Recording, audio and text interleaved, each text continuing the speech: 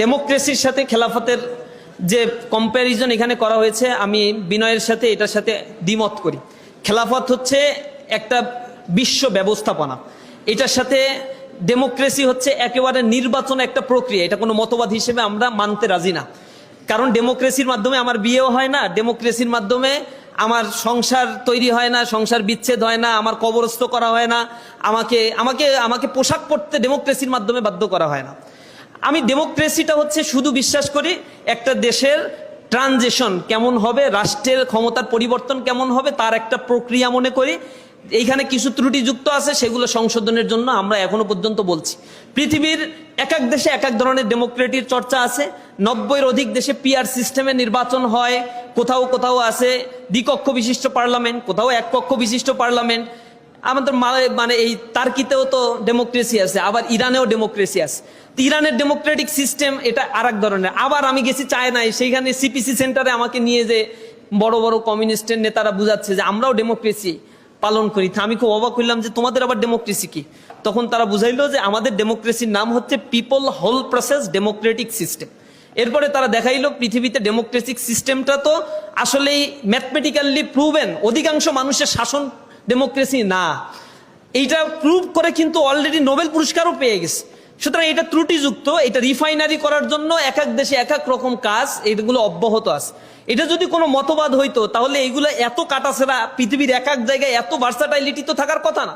আপনারা ইন্টারনেটে ইউটিউবে গিয়ে সার্চ দিয়ে দেখবেন ডেমোক্রেসি নোবেল, এই দুইটা শব্দ লিখলে একটা ডকুমেন্টারি আসবে। এটার কারণে নোবেল প্রাইজ পেয়েছে যে ডেমোক্রেসি ম্যাথমেটিক্যালি প্রুভেন কোনো মানে গুড গভর্নেন্স সিস্টেম না। এইটা প্রুভ করছে কেন, যে মনে করেন অনেকগুলো দল নির্বাচনে দাঁড়ালো, একটা দল 30% ভোট পেল এবং তার ধারের কাছে আর কেউ পেল না, উনি সরকার গঠন করলো। তাহলে 70% ভোট অন্য যারা পেল তারা কিন্তু সরকার গঠন করতে পারলো না। 30% মাইনরিটির শাসন হয়ে গেল ডেমোক্রেসিটা। এই ক্ষেত্রে মেজরিটির শাসন তো হইলো না, কারণ আওয়ামী লীগ আজীবন 41%, লাস্ট 13% ভোট পেয়েছে। এর আগে হচ্ছে এরকম 20% ভোট পেয়েছে। তো 20% ভোট পেয়ে 13% ভোট পেয়ে সে একটা দেশ চালাচ্ছে, 80% মানুষই তার বিপক্ষে। এটা কেউ কোন ধরনের ডেমোক্রেসি হইলো? ত্রুটিপূর্ণ ডেমোক্রেটিক সিস্টেম। পিআর সিস্টেমগুলো নিয়ে কথাবার্তা হচ্ছে, জাতীয় সরকার গঠনে এগুলো নিয়ে অনেক আলাপ হচ্ছে। তো এটা কোনো মতবাদ হইলে এরকম যা ইচ্ছা তাই কাটাছেড়া করা যায়? খেলাফতের সাথে এটা তুলনা করা অবান্তর একটা বিষয়। খেলাফত হচ্ছে একটা বিশ্ব ব্যবস্থাপনা।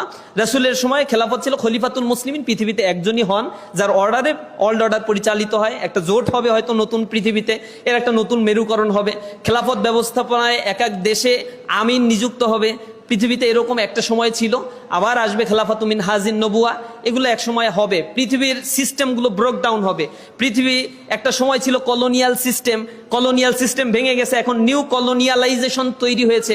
নিউ কলোনিয়াল সিস্টেমে কিভাবে রাষ্ট্র পরিচালিত হবে এই ব্যাপারে ইসলামী রাষ্ট্র চিন্তাবিদরা অলরেডি ডিসাইড করে ফেলেছে, যে লক্ষ লক্ষ বই লিখে ফেলেছে এইভাবে হচ্ছে রাষ্ট্র কাঠামো পরিচালিত হবে।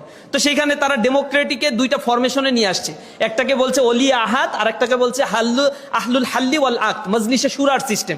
এটাও কিছু কিছু ক্ষেত্রে ডেমোক্রেসির সাথে মিল আছে।